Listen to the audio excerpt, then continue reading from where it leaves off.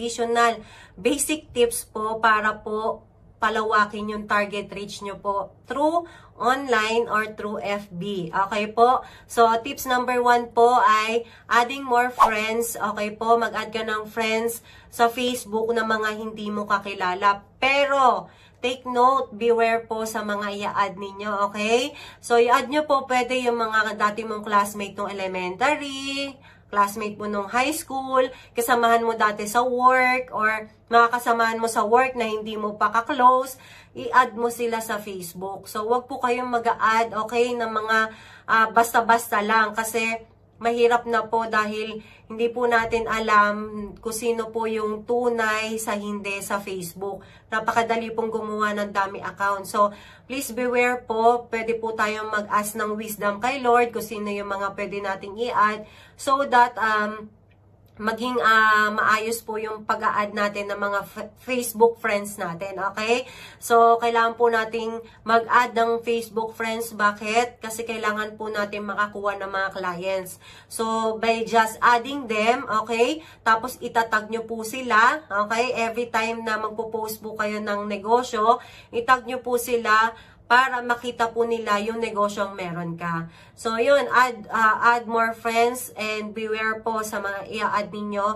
Okay po? So, mas okay po na yung mga friends natin talaga yung makukuha natin or matatap natin sa negosyo natin. So, yun. Pero mas more on ibang tao po yung natatap natin or nakukuha natin sa negosyo. Normal po yun sa networking.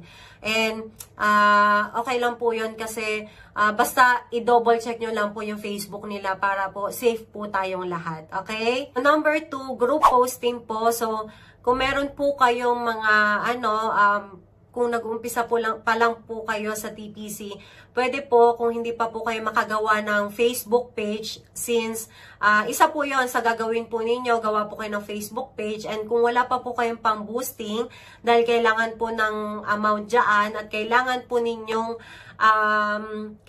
ninyo ng budget for Facebook page. Okay, kung wala pa po tayong budget at nag-uumpisa pa lang po tayo, pwede po tayo sa group posting. Okay, so pwede po kayo mag-join sa mga FB groups. Pero take note po ulit, sa Facebook groups, okay, paki-check nyo rin ulit yung mga i-join nyo po na groups. Dapat po yung okay at legit po talaga na FB group. Okay po? So, pwede po kayong mag-post dyan ng ating mga negosyo. So, ngayon, dahil upgraded na po ang ating online strategies, okay, pwede po kayong mag-post na sa marketplace. So, maganda dito, hindi na po natin kailangan na mag-join sa mga groups, pero pwede rin naman po mag-join sa mga groups kasi may nakukuha po tayo dyan pa isa-isa, padala-dalawa, minsan 5, okay? So, pwede din po yan i-add. But then, dahil nga po nag-upgrade na si Facebook, pwede nyo pong ipasok na siya sa marketplace. Okay po? So, madali lang po yan sa marketplace. Kalkalin nyo lang po. So, minsan po yan naman po yung ituturo natin kung paano po mag-post sa marketplace. Okay po? So, yun po yung tips number 2 natin, yung group posting and marketplace. Doon po kayo pwedeng mag-post po para makakuha ng mga clients. Okay? At mga magiging members po ninyo sa team ninyo. So, basic tips number 3, okay, wall posting. So, tulad ng sabi ko, dapat po consistent po tayong nagpo-post araw-araw sa ating mga Facebook. Okay po, kasi kapag araw-araw po tayong nagpo-post sa Facebook, makikita po kung gaano kaganda yung negosyo natin. Then, wag po kayo mag-alala kung wala po nagla-likes ng mga post ninyo. Normal po yan. Kasi pinagdaanan din po namin yan. Minsan nga po wala pang likes. Okay, minsan makakaranas din kayo, i-unfriend kayo, ibablock po kayo. Okay lang din po yan kasi part po yan ng ating negosyo. Okay po? So, kapag nagpo-post po tayo araw-araw kung gaano kaganda yung ating negosyo, okay? So, the more na mas marami pong magiging attracted or may inspire na sumali sa ating negosyong TPC. So, number 4 po is photo tagging. Okay po? So, kapag nag-post nga po tayo, tulad ng sabi ko, ako po, nakuha po ako ni Coach Crystal through tagging. So, ulit-ulit ko po sinasabi na power of tagging and power of posting po ang talagang nagpalaki ng grupo natin. So, yun po, itag nyo lang po ng itag yung mga clients ninyo. Okay po, pero kapag sinabihan na po kayong wag itag, okay lang po yun, wag nyo na po silang itag.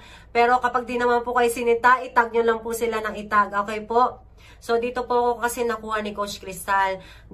The moment talaga na muntik ko na talaga siyang i-block, pero pinakita ni Lord talaga na kailangan ko pala si TPC. And I am very thankful talaga na hindi ako sinukuan na itag ni Coach Crystal or ni Marcy Kay, kasi nga, kung sinukuan niya akong itag, malamang po talaga ay hindi po ako nakasali sa TPC. So, yun po yung tips ko. Lahat po ng mga leaders ko ngayon, na direct ko, nakuha ko lang din po sila through tagging. Okay? And Facebook page. Okay po. So, yun po yung tips natin or basic tips natin kung paano nyo po mapapalaki ang inyong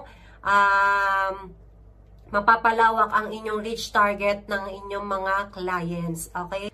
So, basic tips number 5 po. Okay? Add more TPC members. Bakit? Kailangan po natin mag-add ng mga members kasi po, alam nyo po na napakalaki ng impact po ng ating mga coaches or mga cross lines or kaya po ng ating mga uplines kung i-add po natin sila sa ating Facebook. So, number 1 po yan ay dahil additional likes po yan at additional na magko-congrats po or magko-comment po sa inyong negosyo. So, the more na marami pong nagla-likes at the more na marami pong nagko-congrats sa post ninyo or nagko-comment, doon po makikita. Okay? Doon po makikita ng mga clients or mga prospects ninyo na maganda po yung negosyo. Kasi makikita nila na, ay, ganito pala yung TPC, talagang tulungan sila kahit na magka-cross line, okay? And ang ganda pala talaga ng TPC kasi madaming kumukuha, kasi nga marami po nagko-comments, nagko-congrats, and support each other, di ba? So, makikita nila na maganda yung negosyo natin, okay po?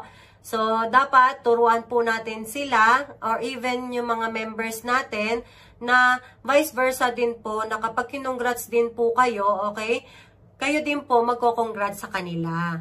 So, ganun po talaga lumaki yung team na talagang intact, isa lang po yung galawan na nagko-congrats sa bawat members, sa bawat team, kaya kung bakit ang bilis ng resulta at ang bilis ng paglaki ng grupo. So, last but not the least, tips number 6, basic tips. Number 6 is, gawa ka ng mga videos or live na nagpapadala ka sa LBC or kaya pictures or kung ano man po yan, videos or live na nasa meetup ka or lalo na po kung magkukuha po kayo or mag-LBC po kayo. Bakit po? Napakalaking impact po ito sa mga makakakita na negosyo mo na legal o legit seller ka po ng iyong negosyo. So, kapag nakikita po nila, kasi po, marami na pong scammer ngayon at marami na din po sa panahon ngayon ang mga matatalinong clients, okay, na chinecheck po yung Facebook natin kung legit seller ba tayo or scammer tayo. So, tinitingnan po nila yan kung ikaw ba talaga or ikaw ba talaga yung may-ari ng Facebook. So, dapat gawa ka ng videos mo or live na at least nasa LBC ka. Okay? So, at least nakikita yung face mo. Kasi kapag hindi po nakikita yung face mo, magdududa po sila at hindi po sila o-order sa'yo. So, yun po. At gawa rin po tayo ng mga videos like, ayan po, like inclusions po, okay? Inclusions po ng ating package or package po ng ating loading na ikaw po yung nagpapaliwanag, okay? So, maganda po ikaw yung nagpapaliwanag. Inclusions ng package and benefits ng ating package.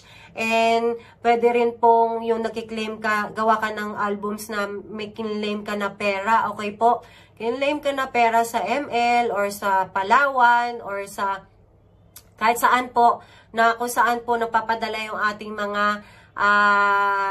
nag-a-avail, okay po? So, might as well, i-post po ninyo to after na po ng transaction ninyo. Bakit? Para makaiwas po tayo sa hindi ka nais-nais na pangyayari, okay po, na safety first po muna tayo kasi mahirap na din po, baka matiktikan din po tayo. Okay po? Pero rest assured, dapat po nasa bahay na or ilang araw na po ninyo ginawa bago po ninyo i-post sa FB para hindi po tayo nasusundan. Okay po? So, gawa rin po kayo ng video. So, video nga po na nagpadala po kayo sa LBC, JRS, or JNT. Okay po? And also, yung mga meetings or mga Zoom presentation natin. Okay? Gawa po tayo niyan ng mga pictures na sama-sama po sa album.